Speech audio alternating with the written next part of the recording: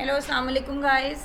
Today we are going to be start with the design of steel bridges. That is the second half of that particular chapter topic that we have been discussing last time. So this is lecture number 2.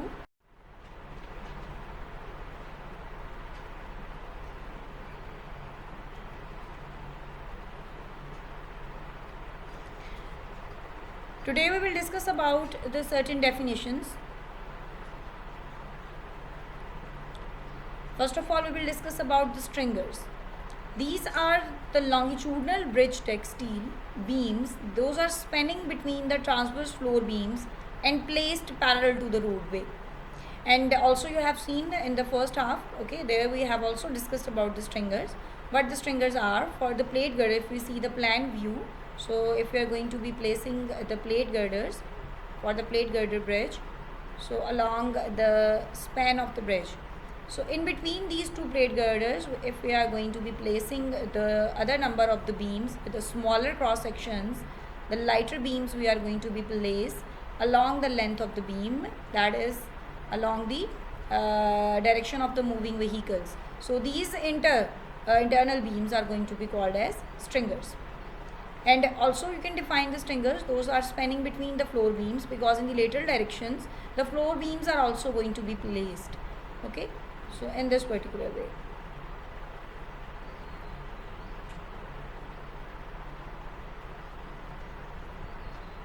So floor beams are the main girders of the bridge deck, spanning between the trusses or the plate girders and the running perpendicular to the roadway. Okay, so if this is the direction of the roadway, then perpendicular to that, these are the floor beams. Those are going to be placed. Okay, so these are going to be transfer the load of the, or you can say the moving vehicle load, live loads, in the direction of the truss. Okay, so if the trusses are going to be placed, then these floor beams, the ends of the floor beams are resting on the panel points or the panel joints of the trusses. And if it is a plate girder, then at the various locations, depending upon the span of the floor beams, those are going to be placed over the plate girder. Okay, so what is the load directions? That first of all, from the deck slab, okay, the moving vehicle load is going to be transferred towards the stringers. From the stringers, those are going to be transferred in the lateral direction along the floor beams. From the floor beams, the load has been coming or transferring towards the plate girder, and from the plate girder towards the foundations on both sides. So your plate girders are resting on the abutments or on the piers or of the bridges. So these are going to be transferring towards the transom, and from the transom to the pier, and from the pier to the bottom of the foundation. So transom is the intermediate, you can say, component of the bridge superstructure that is responsible to transfer the load from the trusses or the plate girder towards the piers, and from the pier it is going to be transferred towards the foundation. Then you have core width. Core width is defined as the width of the monolithic deck without the overhang. Okay, so that deck is going to be placed. This is the plate girder. So let's suppose if we are going to be cover all of the structure of this floor beam, stringer and the plate girder. So what you have to do, the moving vehicles should need a certain surface on which they can move. So it is going to be provided with the help of bridge deck above this particular combination of the floor beam, stringers and the plate girder. Okay, so this is going to be called as the slab, deck slab. Okay, this width of the deck slab is going to be called as core width, and certain overhang we are also going to be provided, we are going to provide, and this is for the safety purpose and to provide the fence and the other things. Okay, so this intermediate without the core width is going to, this is generally from the center of the plate girder. Okay, core width is going to be determined from the center of the plate girder. This is called as core width. Okay, so this is simply the width without the overhang for the deck slab. Footprints. Footprint is specified wheel contact area over the roadway. If we are talking about the live load that is coming or experienced by the bridge, then we are going to be calculate the moving load by, or analyzing the moving load by using or by calculating its wheel contact area. This wheel contact area is going to be calculated with the help of footprints. Okay, so let's suppose if it is the wheel in the lateral direction, okay, and this is the wheel in the front direction. So whatever the contact area is there for this wheel with the deck slab or with the varying surface of the slab, this is going to be called as footprint, and in the lateral direction this will be the area. Okay, so this multiplied by this, it will be area in both directions. Okay, so front direction, front face, and multiplied by the lateral direction. Then comes force effect. It is defined as the deformation, stress, and the stress resultant caused by the applied loads. That is going to be also in the form of imposed deformations. Okay, so any kind of the force that may be in the terms of deformation, in terms of stresses, in terms of stress resultants, those may be caused by the loads or the imposed deformation. Those may be called as force effect. That force effect in the analysis of the bridge is going to be utilized. Then comes lever rule. You are well familiar with the lever rule. That means the statically summation of the moments about any point. Okay, so that is a tool that is going to be used during the analysis to calculate the different force effects. Okay, to calculate the reactions at some other points. Then you may have skew angle. Skew angle, it is defined as the angle between the center line of the bridge support and the line normal to the roadway center line. Okay, so that is going to be give you a certain difference.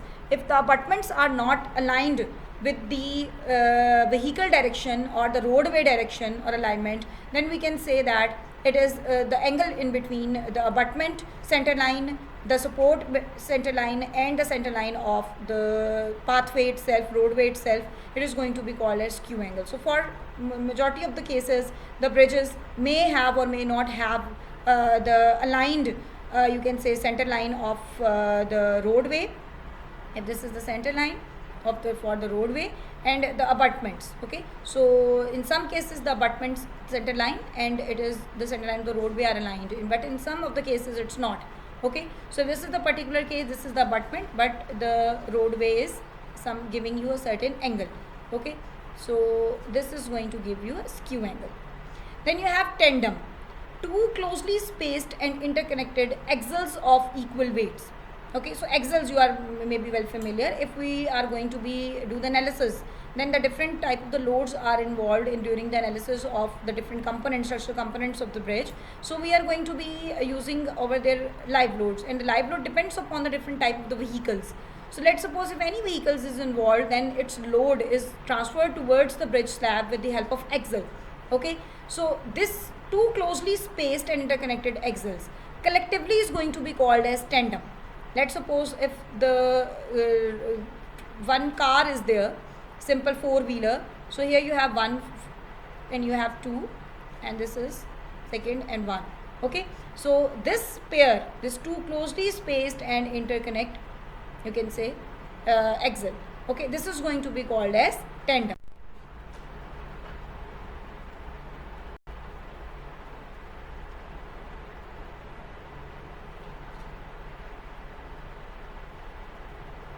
Now we talk about the bearings.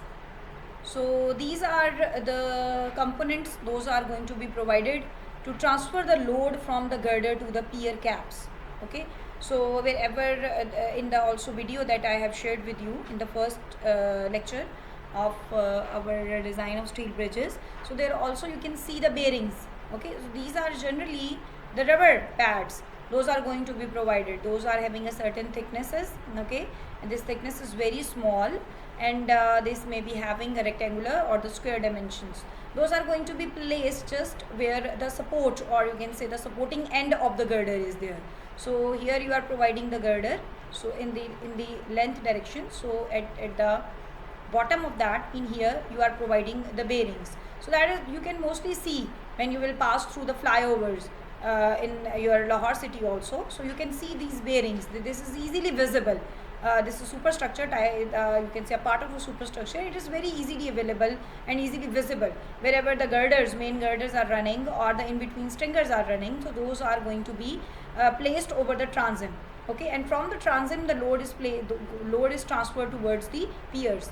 Okay, so here at when the stringers are going to be placed over the transom. Okay, so here you can see this bearing. Concrete slab haunch. A layer of the concrete is usually projected below the slab surface to surround the top flange of the steel beam. That is called as concrete haunch. This haunch provides the lateral support to the top flange of the steel beam and thus prevent the lateral buckling of the beam. So that is very common phenomena wherever you have the concrete slab, and between the concrete slab if the beam is running, so the flanges of the beam are going to be provided not only resting on the concrete slab, but the material of the slab in the form of haunch, it is going to be projecting out. Okay, so it is depressed or extending out, so that is going to give you the lateral torsional, to avoid the lateral torsional buckling of the beam. For the stability of the beam itself, that procedure has been applied and these hunches are going to be provided. This is also very commonly provided within the concrete slab or the deck slab, where the stringers are provided underneath. Then we have diaphragm. A single steel member or a frame used to connect the longitudinal steel beams of the bridge, provided at the required interval, is called as diaphragm. This diaphragm is also visible in that particular video. That's what I have told you. That diaphragm may be in the vertical plane and that may be in the horizontal plane. Okay, so two forms of the diaphragm be there. So in between the floor beams, you can see, okay, this is the deck slab is running. Okay, so between the deck slab, let's suppose it's a plate girder. Okay, so we don't know over here that whether it is cross sectional lengthwise or it is cross section along the width. So whatever the thing is, this diaphragm is provided. Let's suppose these are two plate girders. So in between the plate girder, to provide the stability, we are providing a gusset plate, and from the gusset plates the angle sections are provided to provide the stability, the bracing system. Okay, so this brace is going to be provided to just provide the lateral stability of this plate girder. Okay, this is called as diaphragm. So this diaphragm not only in the steel bridges can be provided in a vertical form, okay, but that can be provided in a horizontal plane. That's what in the video I have shown you.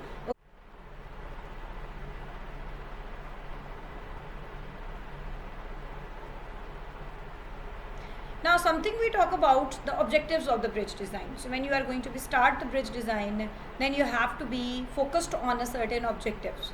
That is a very complex structure. First of all, you have to keep this thing in your mind. This is not like you are designing any structure, because for the bridge design you have to incorporate the moving loads. Till now you have designed the steel frame also. The lateral loads, that will be in a similar way, a similar manner you can incorporate in the bridge design. But for the difference between the other designs that you have done till now with the bridge design, this difference is the moving loads. Okay, and that moving loads are going to be give you the most important impact, and very seriously and critically you have to be analyze the moving loads. And and for the analysis of the moving loads, you have done the influence line diagram. You have used one tool that is called as influence line diagram. Okay, in the structure analysis, in elementary structure analysis, in the previous courses you have done that. Okay, I suggest you guys, before start of the design, meaning the third lecture, we are going to be start directly the design of the bridge.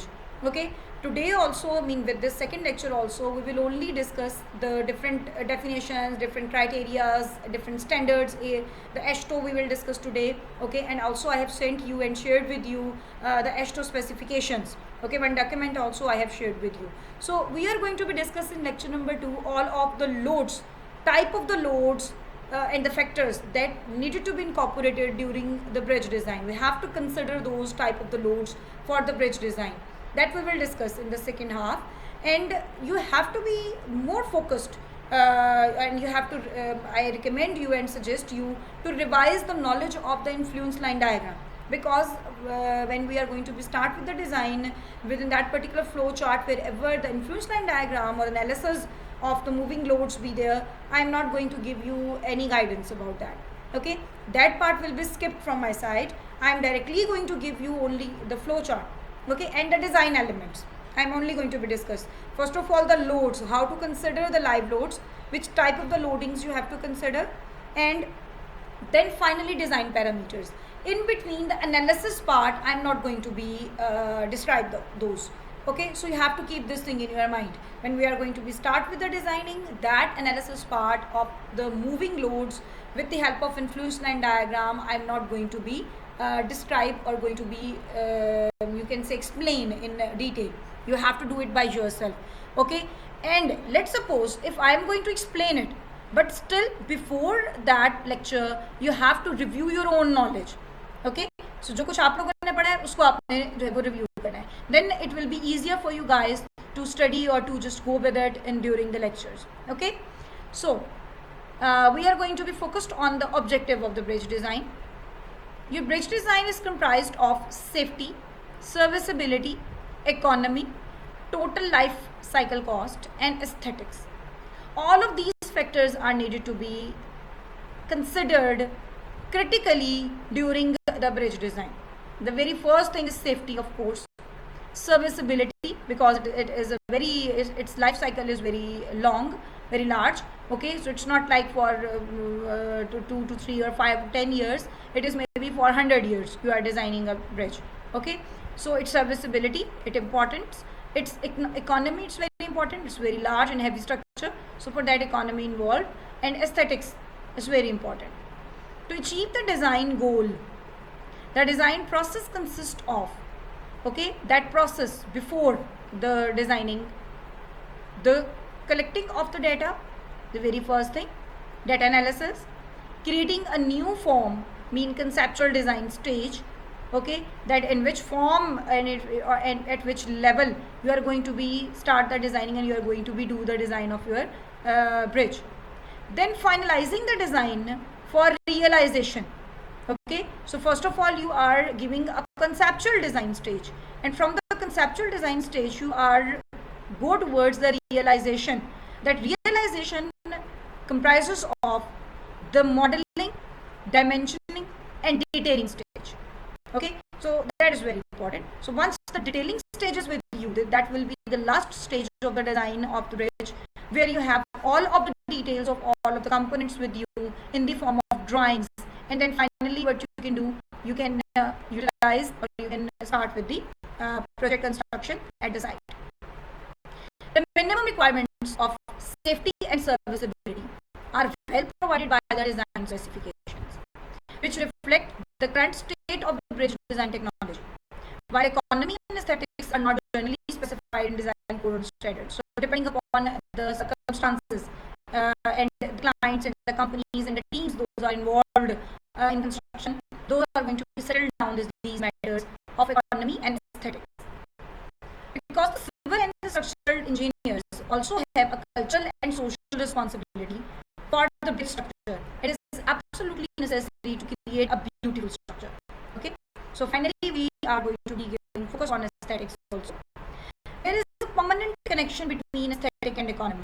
That's very obvious, that once you are going to be go towards aesthetics, then the economy is going to be, mean the cost of the structure is going to be increased. So that an optimal balance between these objectives may require a design effort. That is the true art of an engineer. Okay, so balancing between these 4 factors are very important. You cannot compromise over the safety, you cannot compromise over the serviceability in case of the design of the bridge, but regarding the economy and aesthetics, in between these you can go for the optimal balance. In any optimal solutions you can derive and you can go for it.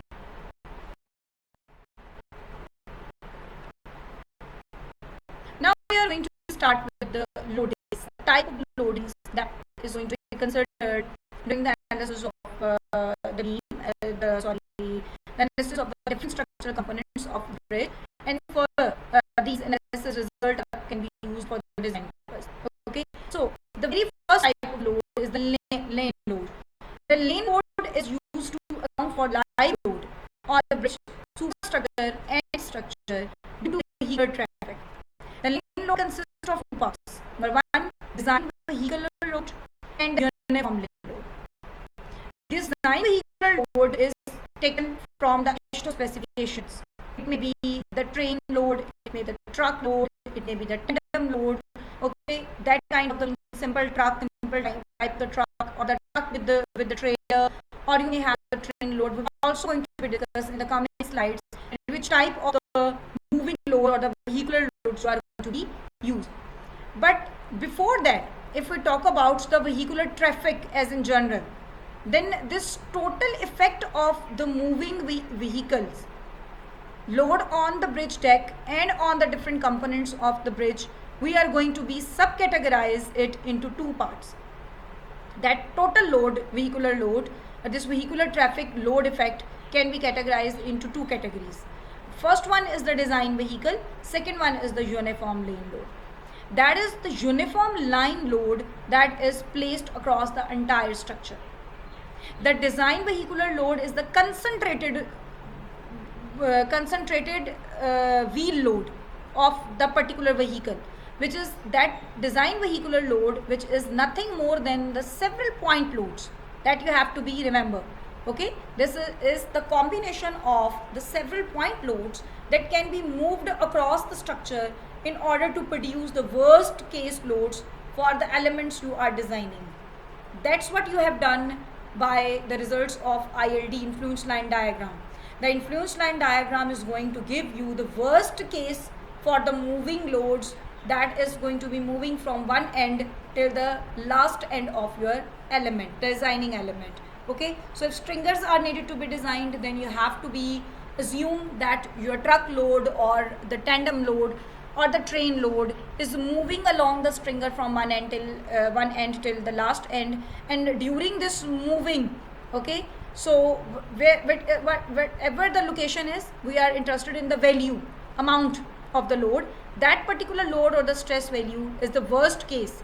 That worst case is going to give you the analysis result, and that worst case is going to be further used for the designing of that particular structural element. Okay, so that is very important. So whatever the design load is, let's suppose the truck, the simple tandem load is there, so two wheels are in contact in that particular direction. So whatever the value of the load in kilonewtons or in pounds be there, so you are going to be use that. Okay, so this is going to give you the point load on the structural element, that designing structural element that is under consideration. Okay, so this point load, you have a train loading, then more than two. You may have truck loading with a trailer, you may have more than loads, you have tank load, you may have more than that. Okay, so several point loads are going to give you that particular design vehicular load. Okay, but if the certain part out of this vehicular load is going to be converted, this is the point load. Okay, so certain researchers says that, and a certain designer says that we are going to be losing that particular effect of the moving load in a uniformly distributed way. Okay, these concentrated loads should also be considered, a part of it is also be considered as uniformly distributed over the whole beam or over the whole deck slab or over the whole floor beam. Okay, so that is also very important to be considered. So to consider the effect of the moving load as a uniformly distributed load is going to be considered by using the lane load. Okay, that is very important to understand at this particular stage, because later on we are not be having a time to understand the difference between the lane load and the uniform lane load and the point design vehicular loads. Okay, so point loads are considered in the case of design vehicle, and uniform lane load is considered. So when we will later on talk about the type of the loading, then we are going to be say that vehicular load and lane load. We are not going to be use this uniform lane load. Okay, but ultimately once we talk about the lane load, it's mean it is the uniform lane load. Okay, so generally when we discuss the design of the bridge, so the lane load means the uniform lane load, and this vehicular load is with the separate term, the vehicular live load, that is going to be considered, that going to be used that term separately. But you have to be clear in your mind that your uniform lane load and the design vehicular loads are both the effect of the moving loads, traffic loads on the bridge deck, and those both are going to be called as lane load. But if we are out of the lane load, we talk about the point loads by the moving vehicles, that will be the design vehicular loads. And if we are talk about after distributing it uniformly over the structure, it will be the uniform lane load.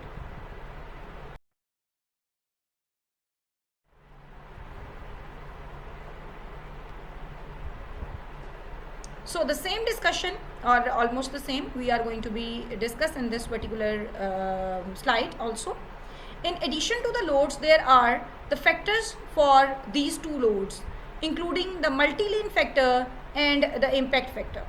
Okay, so if we talk about the lane load, then if within the lane load categories, we are also going to be considered the multi-lane factor and the impact factor. Okay, and also in the coming slides we will discuss in detail that what is multi-lane factor, and the tables are provided in AASHTO, and for the impact factor also the tables are provided and the values are provided in AASHTO specification.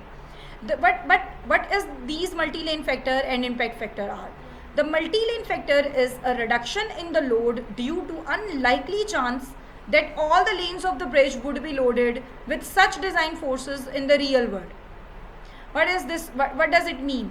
That if you are going to be uniformly distributing your vehicular load, traffic load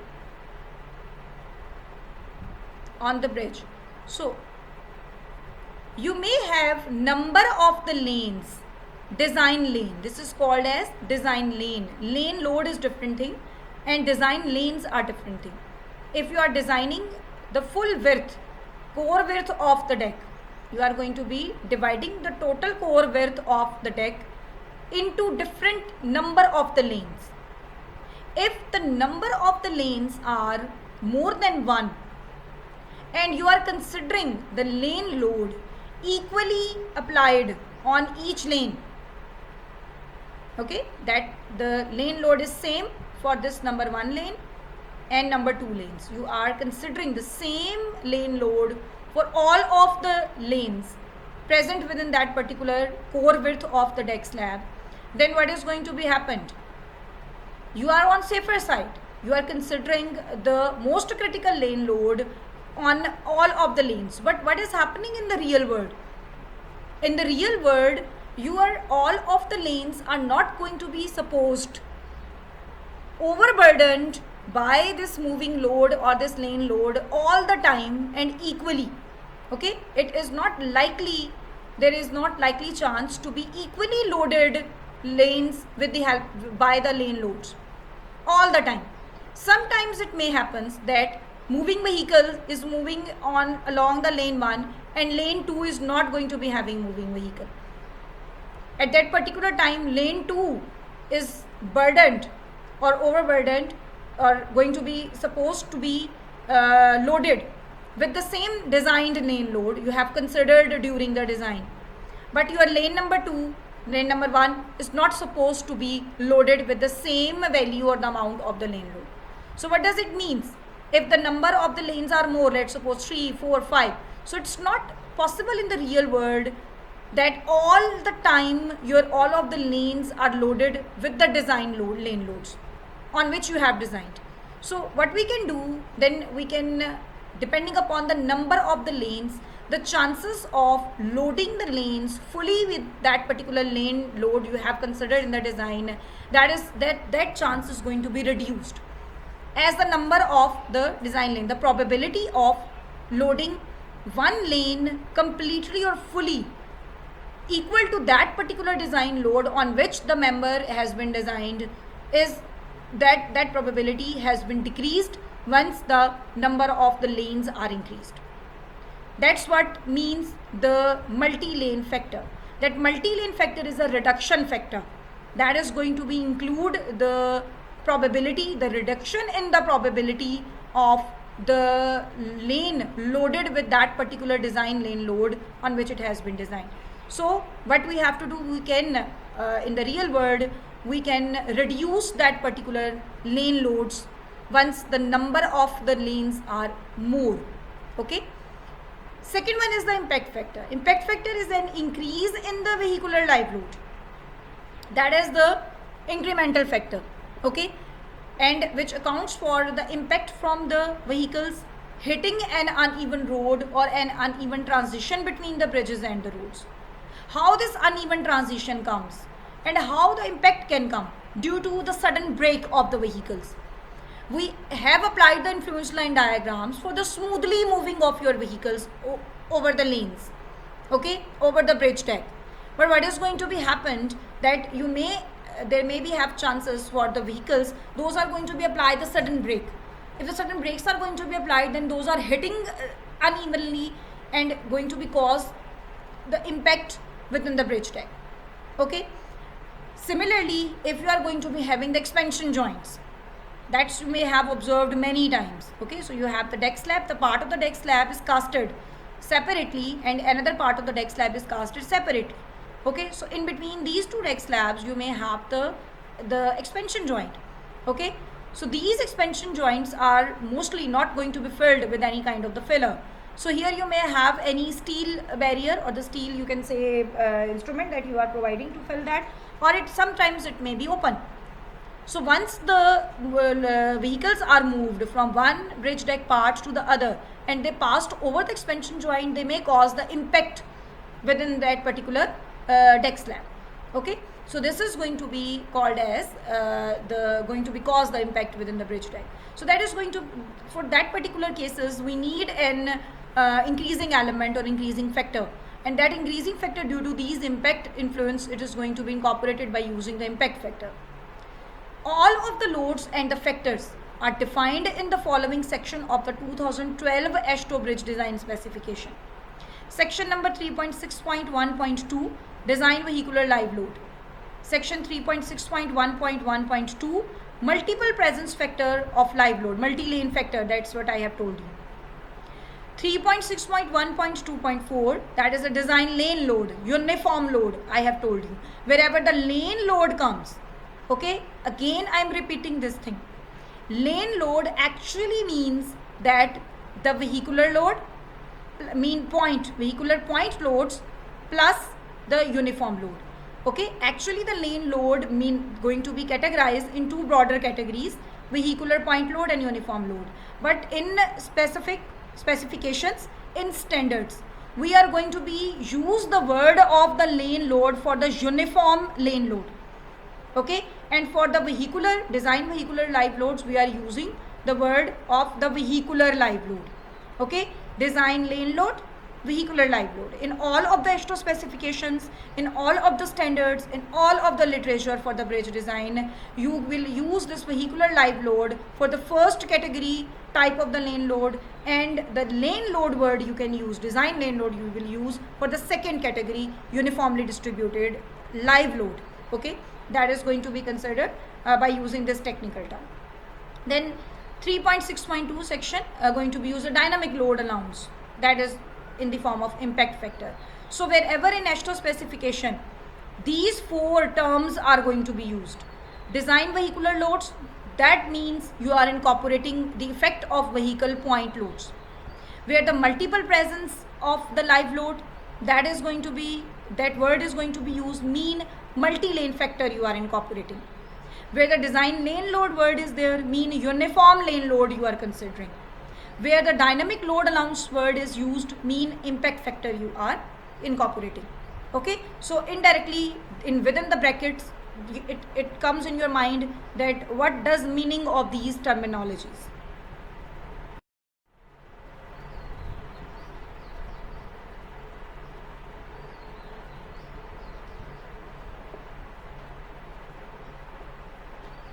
Now we talk about the design lane.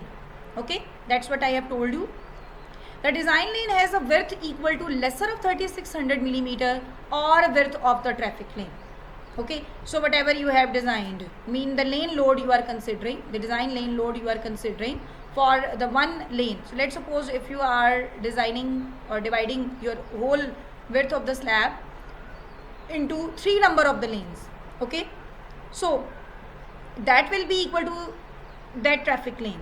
But if the width of one traffic lane is equal to less than 3600 millimeter, it may happens, ऐसा हो सकता है that the width of one traffic lane, okay, that is marked on the roadway, generally you have seen with the help of dotted dash line or with the help of a continuous line, you may have your roadway total width has been marked with the number of the lanes.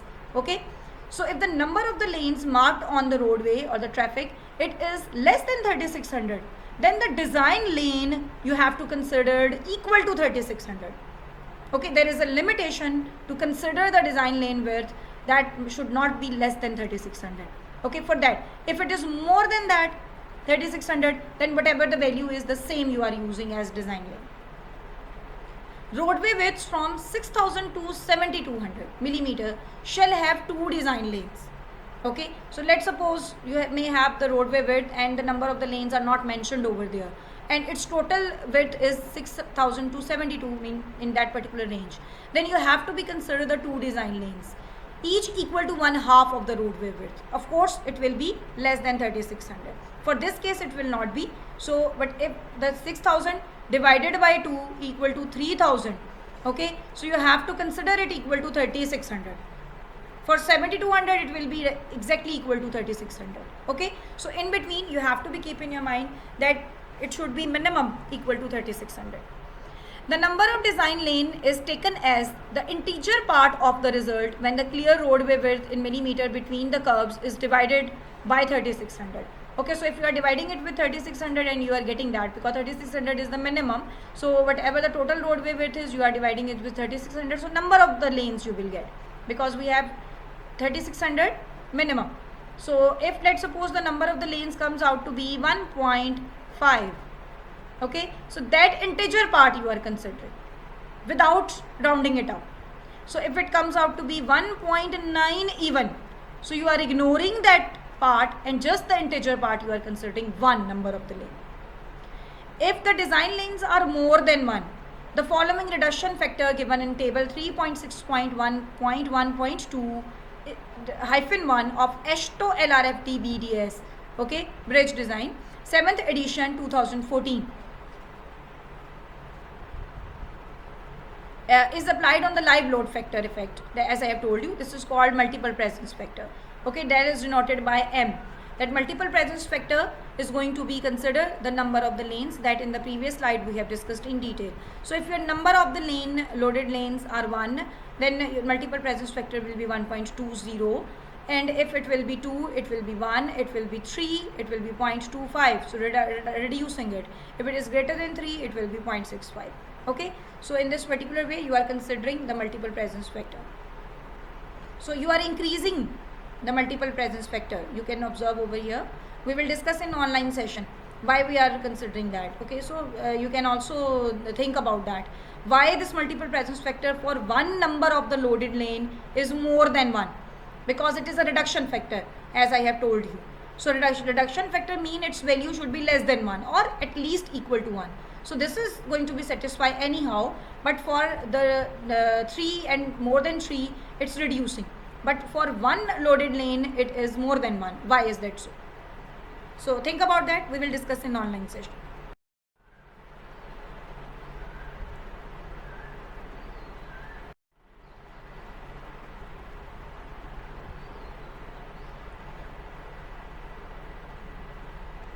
So design vehicular load, live load.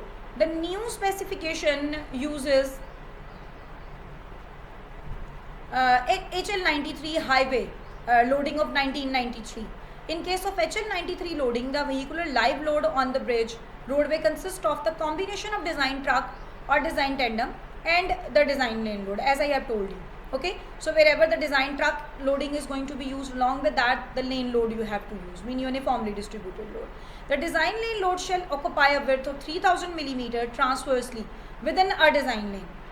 All design lanes must be loaded simultaneously by the truck or tandem and the lane loads. Wherever you are considering the truck load, mean moving vehicle, along with that the lane loads, mean uniformly distributed live load, should also be considered. And how that is going to be happen, we will discuss in the third lecture, where actually we are going to be start with the example, design example. So there one by one and step by step it will be clear that how to consider the lane load and how to consider the design truck load or tandem load. The force effects from the truck or tandem loads shall be subjected to the dynamic load allowance. That was the fourth element, as I have told you. The first one was the moving vehicular load. Second one, the design lane load. Third one was the multiple presence factor. And now last one we are going to be discussed, that is the dynamic load allowance. That is of 33% is generally considered, increased one. Okay, but force effect from the design lane load shall not be subjected to a dynamic load allowance. So wherever the design lane load is there, it is not multiplied by the dynamic load allowance. That you have to remember all the time.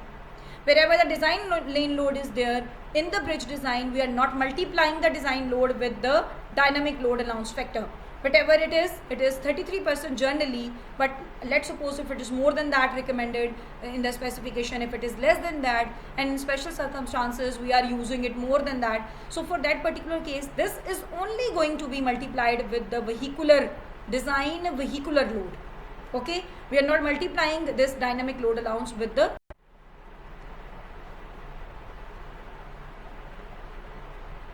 now we come to the HL93 loading. This is the type of the loading in which the design truck loading is given over here. That is, the front axle have 35,000 Newton, mean 35 kilonewtons, and 145 kilonewtons on the rear wheels. And in the lateral direction, these dimensions are from the center of the wheel on one axle, in between it is 1800 millimeter, and the 600 millimeter this side dimension. Okay, from the barrier or or the deck overhang, or from within the lane. Let's suppose if it is one lane and you are considering it, and let's suppose if it is edge of the bridge deck, so here you may have barrier, okay, or the bridge deck overhang or the fence or whatever. And let's suppose here the continuing with the lanes, the number of the lanes are more than one, okay, and here you again have the barrier. So this is, let's suppose, the total width of the deck slab. So this design lane for 3600 millimeter, total design lane is 3600 millimeter, that is the minimum one required by the specification. So 600 millimeter generally we are providing at sides, okay, other than the center, from the start and end of the design lane. This is called as edge distance. And 300 millimeter if the deck or the barrier be there. Okay, so that's you have to be remember.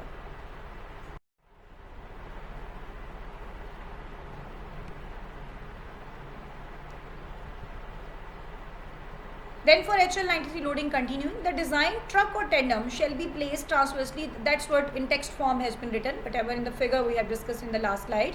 300 millimeter from the face of the curb or the railing of the design of the bridge overhang, and 600 millimeter from the edge of the design lane for the design of all other components. Okay, that's what given in the figure. Now design tandem shall consist of a pair of 110 kilonewtons axle at a longitudinal spacing of 1200 millimeter. Here ending at this particular point there is end of the truck or the tandem load. Okay, now the design tandem, okay, that is consisting of a pair of 110 without the trailer. Okay, here the trailer has been added. That's what the difference. In the figure last you have seen that there are two rear wheels and one front wheel. Okay, front axle and two rear axle. But for the design tandem you have only one rear and one front. Okay, so it consists of the pair of 110 kilonewton axle at a longitudinal spacing of 1200 millimeter with the transverse center to center spacing of the wheels equal to 1800 millimeter. Finally, the design lane load shall be 9.3 kilonewton per meter. Always the design lane load is uniformly loaded value. That value will be the constant one and given in the AASHTO specification. You do not need to change that value. Okay, so design lane load shall be 9.3 kN per meter along the length, having a width of 3000 millimeter. Okay, so 3000 millimeter is the width, and along the length it is whatever the length is. So along that you are providing this UDL as 9.3 kilonewton.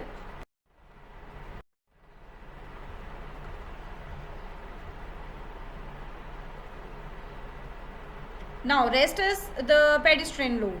The pedestrian load of 3600 Newton per meter square is used on all the sidewalks simultaneously with the vehicular design library. So if the footpath is provided and the bridge is also going to be designed for the pedestrian load, then you have to use its value, that is constant 3600 Newton per millimeter square.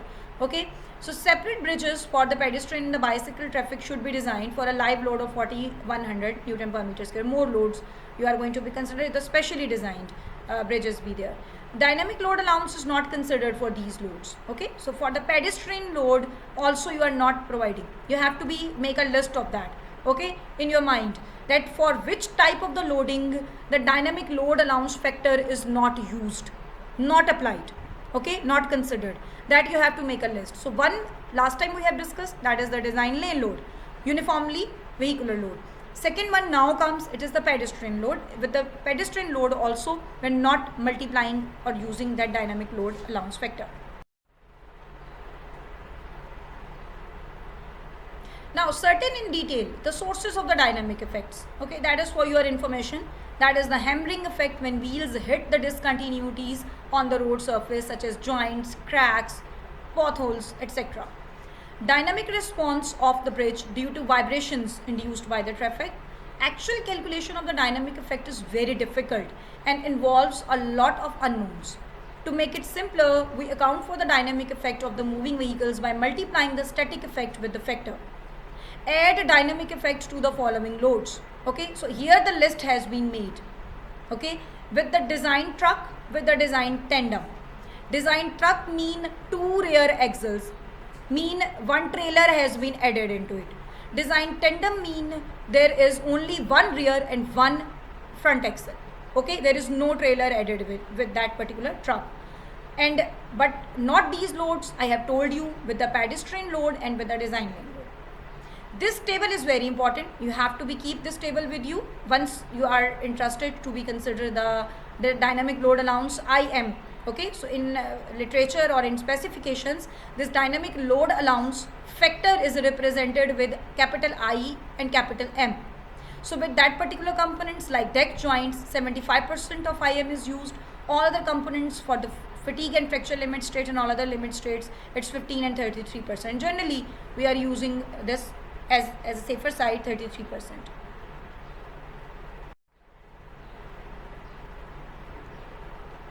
So these slides you can go through by yourself. Okay, onward, from this slide to onward, in which the Pakistan Code of Practice loading for the highway bridges 1967 is there, in which the highway loading according to Pakistan Code of this consists of class A, class B and class AA loading. Okay, so where here the tables are shared with you, in which the class A, class B and military tanks are there, in which the weight of the truck and the tank is given as an whole, 275 kilonewtons, 165 and 700 kilonewton.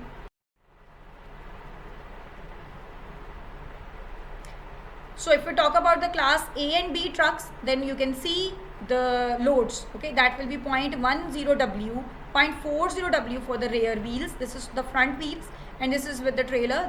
These are the rear. So another trailer is added, and you can see the weights on the wheels, on the axle also, and in the lateral direction also this is given. Now what is this BT, what is this J, what is this W? Okay, all is written in the next.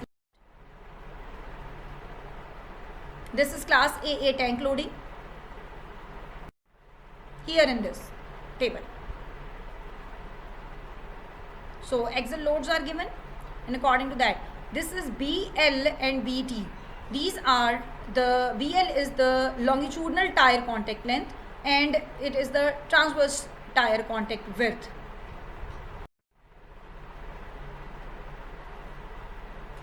If the clear road width RW is given, corresponding to that, the J can be determined. This is the distance J for most critical design conditions. So these are also given.